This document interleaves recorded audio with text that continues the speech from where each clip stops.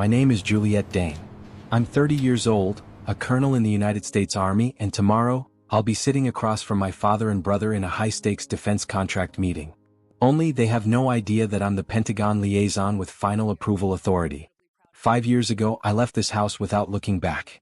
I was tired of being the disappointment, the daughter who threw away her future by choosing military service over business school. My father once told me the Army was for people without real options. That was the last meaningful conversation we had. Tonight I'm back home for family dinner. My mother will talk about Logan's promotion. My father will nod with pride. Someone will ask me if I'm still moving around a lot. I won't argue. I won't correct them. Because tomorrow, when their boss calls me Colonel Dane in front of a room full of executives, the silence will speak for itself. Let them have tonight. Tomorrow everything changes. The driveway was narrower than I remembered. My old car used to fit here with room to spare, but now my rented black SUV seemed too sharp, too out of place beside my mother's aging minivan. I turned off the engine and sat in silence, letting the hum of the heater fade. My palms were dry now, military calm they'd call it, but my stomach still churned like it used to before deployment. The porch light was on, casting a warm yellow glow over the chipped welcome mat and faded front door. Nothing had changed. Not the cracked steps, not the brown hedges in desperate need of trimming, and certainly not the feeling that waited for me inside, that particular blend of being unseen and hyperanalyzed all at once. I rang the doorbell out of habit. Juliet, my mother called from the kitchen, though she didn't come to the door. It's open. Of course it was. I pushed it open and stepped inside. Same floral scent. Same wall of framed photos. My brother's graduation, his wedding, his 2 boys. No pictures of me in uniform. Not even the commissioning portrait I sent 5 years ago. Dinner's almost ready, my mother said without looking up as I stepped into the kitchen. Logan and Mariel are on their way. Logan just got another promotion. You'll never believe it. I smiled politely. That's great, Mom. You'll have to congratulate him. He's leading the entire systems integration team now, she continued, her voice filled with that proud tone she always used when talking about Logan. Everyone at your father's company says he's going places. That phrase, going places, used to haunt me. It always sounded like a train I missed. Now it was just noise. The dining room table was set for 6. No name card, but the seating was implied. Logan at the head, Dad on his right, Mom between them, and me somewhere that didn't matter. Logan and Mariel arrived exactly on time as always. He wore the kind of blazer that says, I'm important but not trying too hard, and she brought a bottle of wine none of us would actually enjoy but would all pretend to appreciate. Hey Jules, Logan said as he hugged me briefly, already looking over my shoulder toward Dad. Long time, I replied.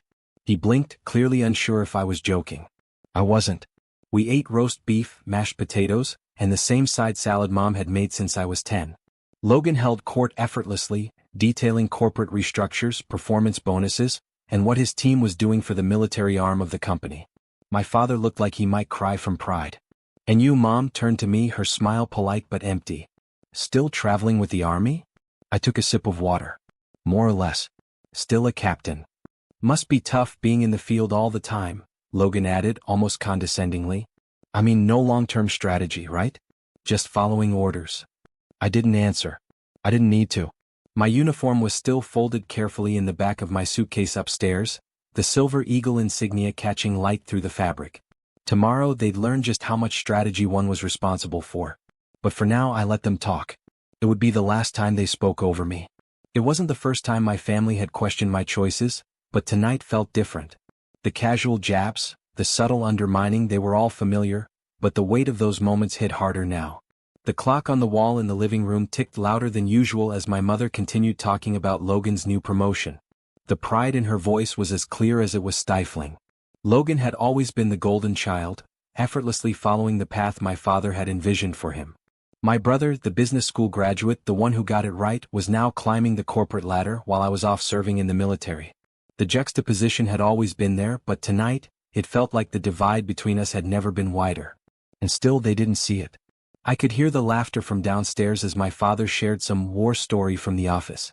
Dad's deep voice echoed through the house like it always did, loud, full of authority, commanding the room.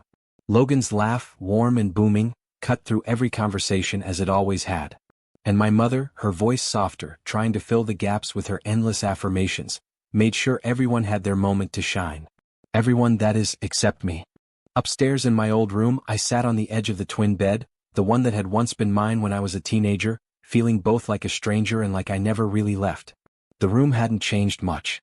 The walls were still lined with trophies, honor roll certificates, college acceptance letters, everything from a version of me they had once believed in. A version that no longer existed. I ran my fingers over the edges of the medals that had accumulated over the years, the same ones that never once graced the walls of this home. The medals, the honors, the deployments, the ones I was truly proud of, were invisible here.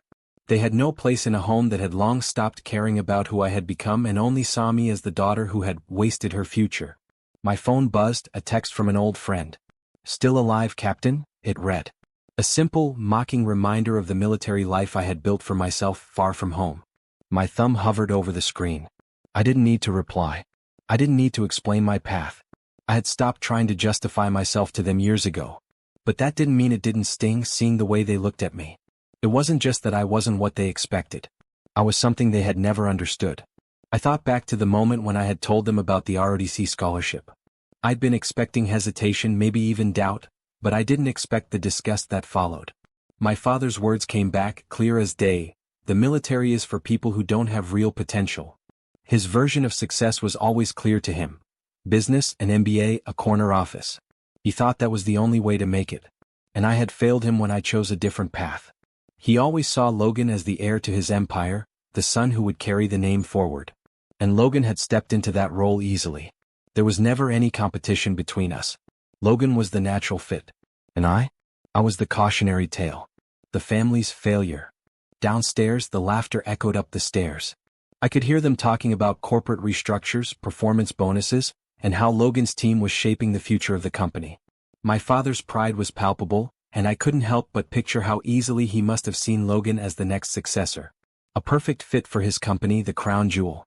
But what they didn't know was that tomorrow I would walk into that very company, into their meeting, and I would be the one calling the shots. Tomorrow I would be the one to evaluate the very contract Logan was bragging about. Tomorrow my uniform would speak for me. As the evening wore on, I stayed quiet, nodding at the right moments, pretending to care. I was the daughter they had written off long ago, and they had no idea that I was about to prove them all wrong. The house felt emptier as the evening wore on. The laughter and casual conversations downstairs slowly faded as everyone went about their routines, blissfully unaware of the storm that had quietly started to brew upstairs. I stayed in my room, sitting on the edge of the bed, my thoughts drifting toward tomorrow. The meeting, the contract, my position in that room, all of it was suddenly so clear. My family had no idea what was coming. They were wrapped in the false security of their own little world, thinking Logan's promotion was the only thing that mattered. They didn't understand that my entire life had led to this moment. They thought they knew what success looked like, but they didn't realize that I had already achieved something they couldn't even fathom. Respect, not by their standards but by my own. And now I had the power to prove it. I took a deep breath and picked up my phone, opening the military app where all my official updates were stored. The contract Logan had been boasting about, the one he thought was his to lead, was something I had overseen. Project Sentinel wasn't just another military initiative, it was a critical piece of national defense. I knew every detail about it, from the technical specifications to the legal hurdles. Every number, every strategy, every flaw, it was all in my hands. And Logan had no idea. I tapped through the files, reviewing the final preparations for the meeting. As Pentagon liaison, I had the final say. I was the one who would approve or reject the entire defense system. Tomorrow, Logan's brilliant proposal would be scrutinized by me. He thought he was the star of the show, but I was the one pulling the strings from behind the scenes. My father's voice echoed in my head. The military is for people who don't have real potential. I had thought those words would break me, but they hadn't. They had only fueled my drive. I stood and went to the suitcase by my bed, unzipping it. Inside, neatly pressed and perfectly folded, was my uniform. I ran my fingers over the silver eagle insignia on the collar. This was who I had become. This was my power. I wasn't the daughter who had wasted her life. I was Colonel Juliet Dane, a woman who had earned every ounce of respect, even if my family couldn't see it. The plan was already in motion. Tomorrow I would walk into Westbridge Technologies, into the very conference room where my family thought Logan would take center stage, and I would show them exactly who had the power in that room. I wasn't just a woman in uniform. I was the one who controlled the fate of their business. As I adjusted my collar, I couldn't help but smile. There would be no more ignoring me. No more passive-aggressive remarks. No more dismissing me as a disappointment. Tomorrow they'd realize just how wrong they'd been. And I would be calm because I had already won and they wouldn't even see it coming. The next morning I was up before the sun. I knew the drill. Every movement, every step, calculated. Precision was everything. At exactly 7:30 I slipped into my uniform, checking the fit in the mirror one last time. The silver eagle gleamed under the soft light. No stray threads. No imperfections. I walked downstairs silent as always and grabbed the folder with my notes. No last-minute changes, nothing that could surprise me. My family, still asleep, had no idea what was about to unfold. The reality of the next 24 hours would shake them all to their core, and I would be the calm in the storm.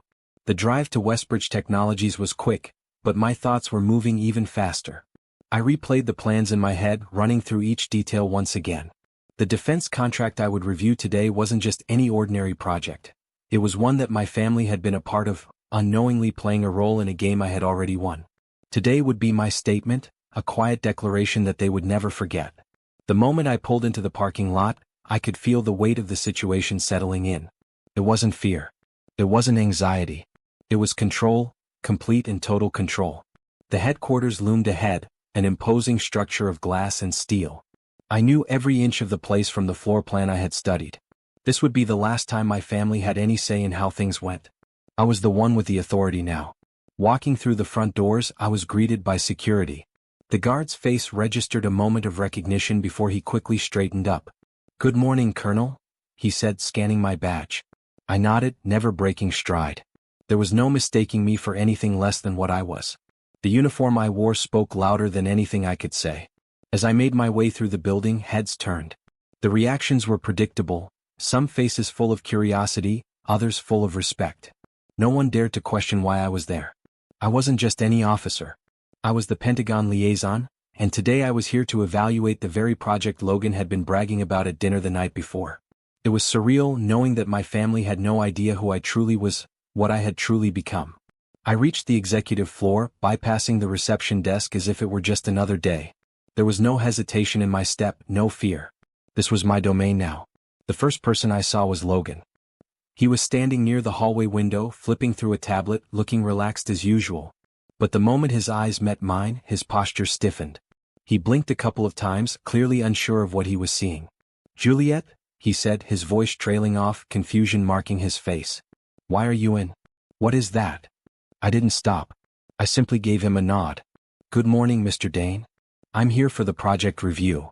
Before he could say anything else, my father's voice boomed in the hallway. He appeared suddenly, deep in conversation with two men in matching navy suits.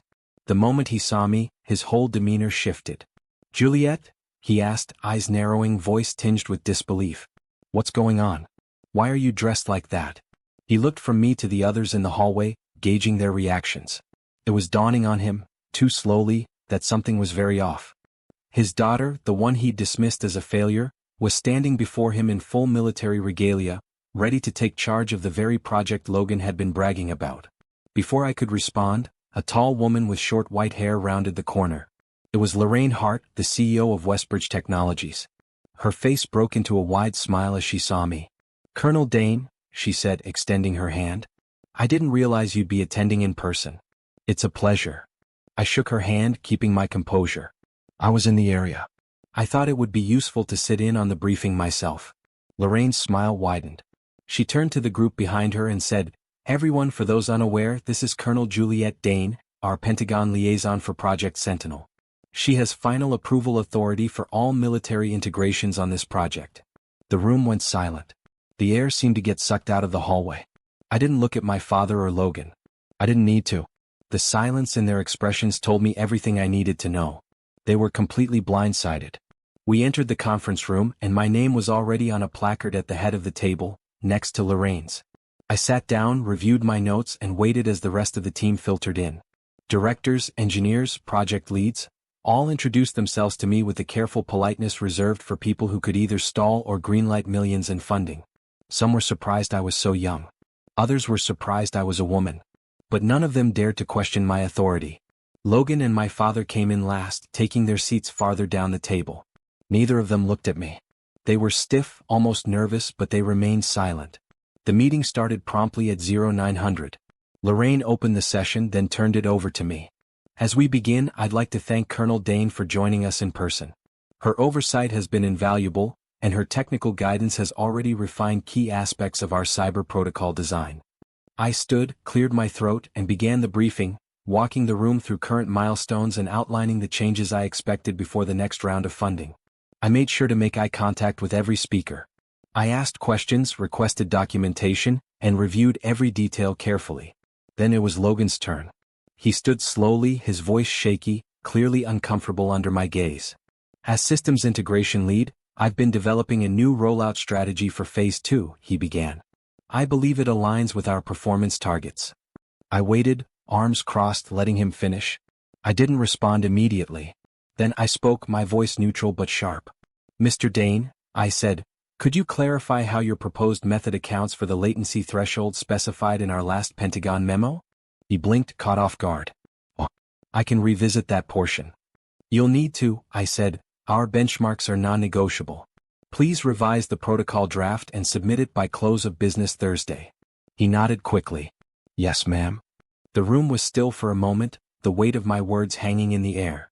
I continued, moving on to the next topic as if nothing had happened, but everything had. The meeting wrapped up just after noon. The directors, engineers, and executives filed out one by one, each exchanging polite handshakes, but there was a noticeable shift in the room. Their eyes no longer held the curiosity of the unfamiliar. Now there was something else, recognition. They knew who I was now, and that carried weight. Lorraine Hart's parting words still echoed in my mind. Colonel Dane will remain on site through tomorrow for follow-up assessments. Please extend full access and support. No one questioned her. I wasn't just a military officer sitting in a corporate boardroom. I was the one who had the final say. And in the silence that followed, I could feel my father and Logan standing just outside the glass walls of the conference room, still processing the reality of what had just happened. They hadn't expected this. And the shock on their faces, particularly Logan's, was something I had always dreamed of seeing. After the meeting, I walked to the hallway, moving slowly but deliberately, taking in the moment. I didn't hurry. There was no rush. Today was mine. My father was waiting for me just outside the conference room. His face was pale, his jaw set as if he was trying to find the right words. When I approached, he glanced at me once and then back down at the ground. He seemed uncertain, his previous arrogance replaced by something else. Juliet, he said, his voice lower than usual. We need to talk. I looked at him for a moment, then nodded. Your office. He hesitated, clearly not sure how to approach the situation. But after a beat, he gestured down the hallway. We walked in silence. Inside the office, my mother was already sitting in one of the visitor chairs, her hands clasped tightly in her lap. Logan stood by the window, arms folded, jaw set, just like our father. The three of them were there like a jury. The daughter they had ignored, the one they had written off as a failure, now the one who had their fate in her hands. I didn't sit. I stood at ease, hands clasped behind my back. Calm. Unapologetic. My father broke the silence. You've been a colonel for how long? 6 months, I replied. 6 months, he repeated, a hollow tone in his voice. And you didn't tell us? I did, I said quietly. I sent invitations to my promotion ceremony, emails, articles. I left voicemails. None of you responded. He opened his mouth to argue, but my mother interrupted him. We didn't know what it meant, she said, her voice shaking slightly. Colonel, that sounds high, but we didn't understand. Why didn't you explain? My father asked, finally meeting my eyes. Because I stopped trying to justify my worth, I replied. Every time I called, the first question was about Logan's projects or your quarterly numbers. You never asked about me unless it was to suggest I quit the army and come home.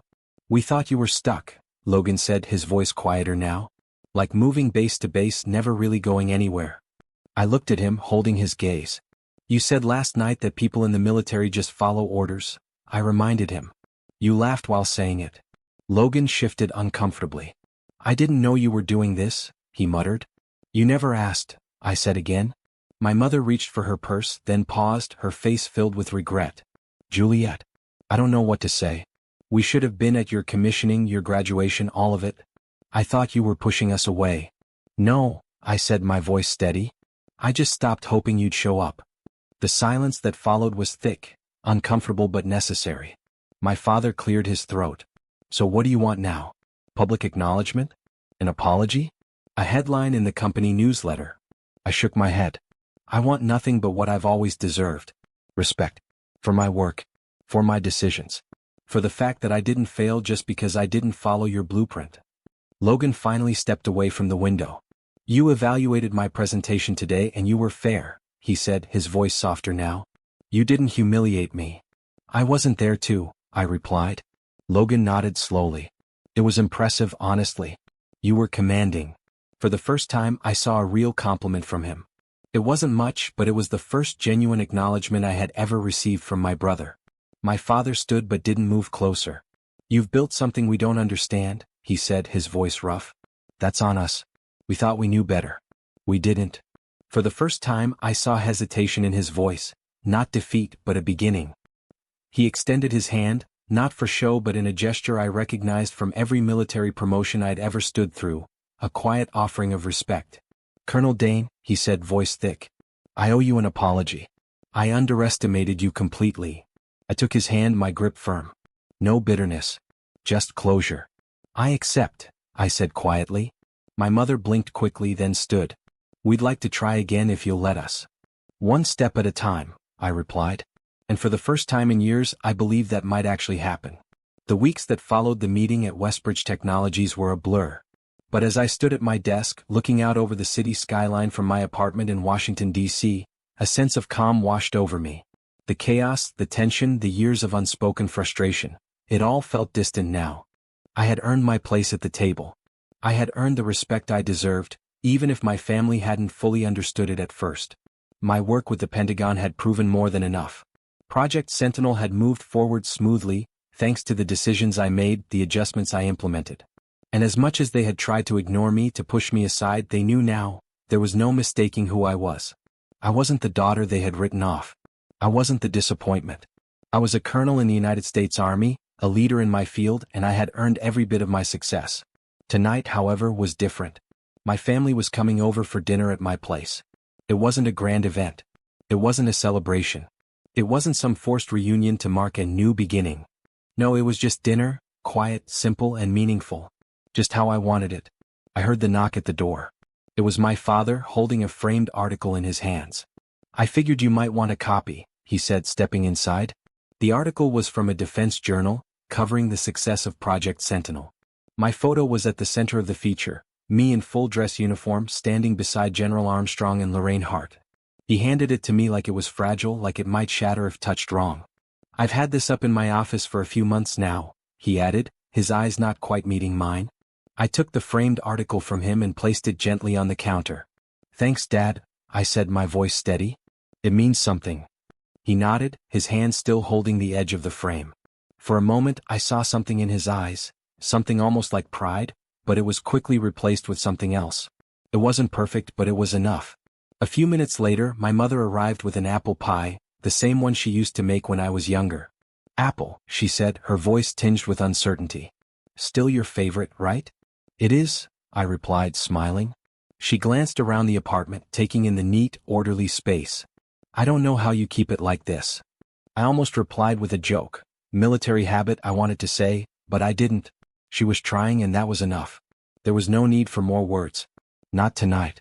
Logan and Mariel arrived last, bringing an expensive bottle of wine and an air of ease I hadn't expected after everything. Logan seemed different now, less sure of himself but more relaxed, almost like he had come to terms with something. He had changed, even if only slightly. We sat down to dinner, the same comfort food we used to eat when I lived here, roast beef, mashed potatoes, and the side salad I had grown sick of years ago. But this time it didn't feel so bad. This time, the noise around the table wasn't about who was more successful or who had the next big promotion. It was just a family sharing a meal.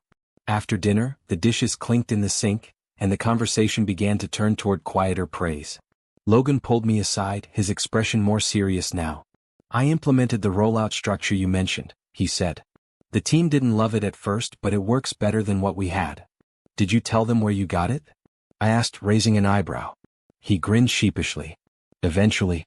After I let them believe I was a genius for about 5 minutes. I smirked. As long as it's working. It is, he nodded. And so are you. I mean, you've really got it together. I don't think I ever said that. No, I said, shaking my head. You didn't.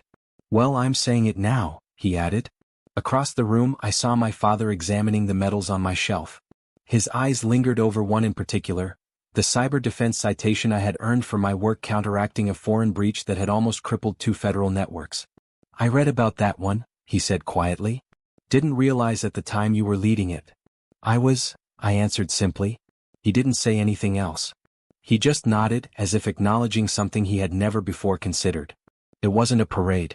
It wasn't a movie ending. But it was real, and that made it better. Later that evening, as we sat over coffee and my mother's pie, my father raised his glass. To Colonel Juliet Dane, he said, his voice rough.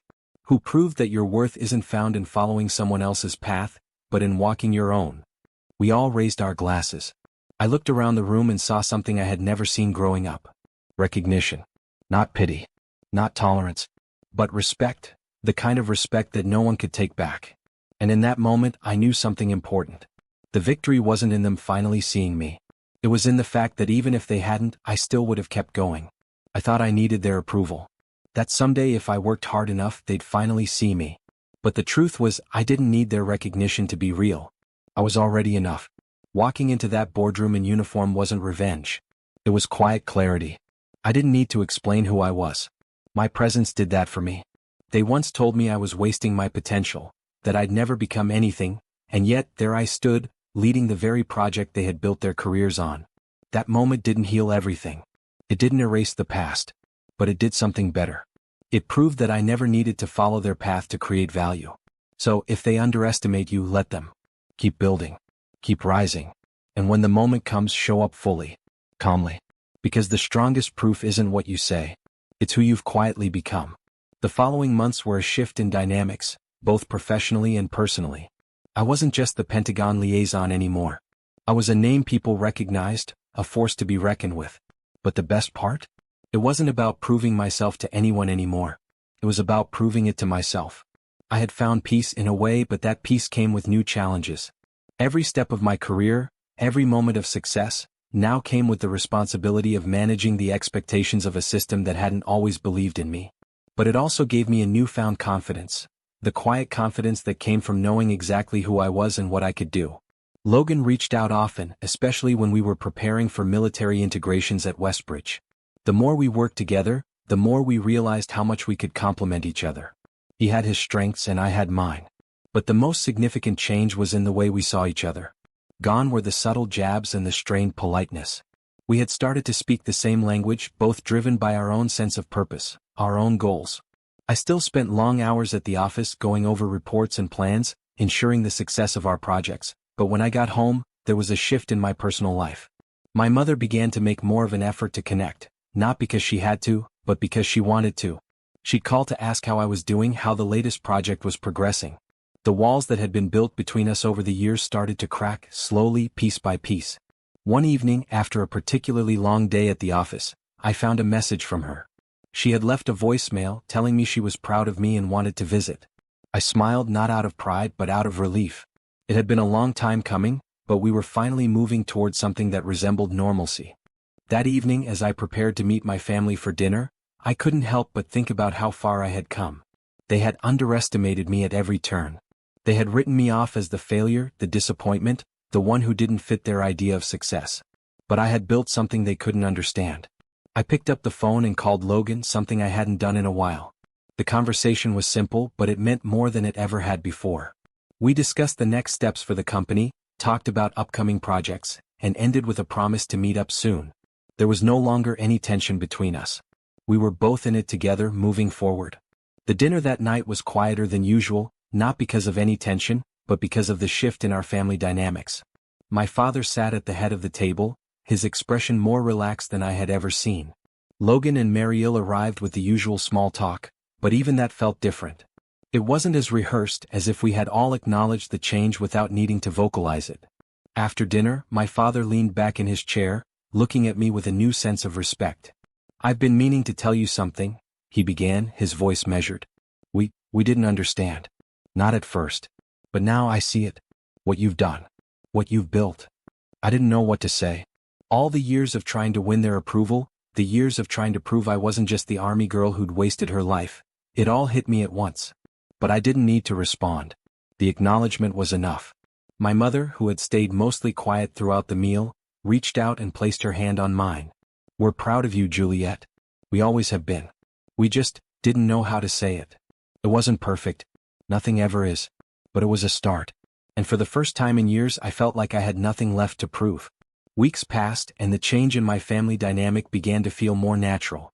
My mother and I spoke more regularly, and even Logan, once the golden child, started reaching out in ways he never had before. The tension that had once defined our interactions began to fade, replaced with something far less familiar: respect. I wasn't naive enough to think things would be perfect. Family dynamics are never that simple. But there was a shift, a quiet acknowledgement between us all. My father, who had always seen me as someone who had chosen the wrong path, was now starting to understand. He hadn't fully embraced my decisions yet, but there was no mistaking the change in the way he looked at me. It wasn't dramatic. It wasn't a grand gesture. It was subtle, an exchange of looks, a quiet nod, a softening of tone. But it meant more than I could explain. I was sitting in my office one afternoon when I received a call from Lorraine Hart.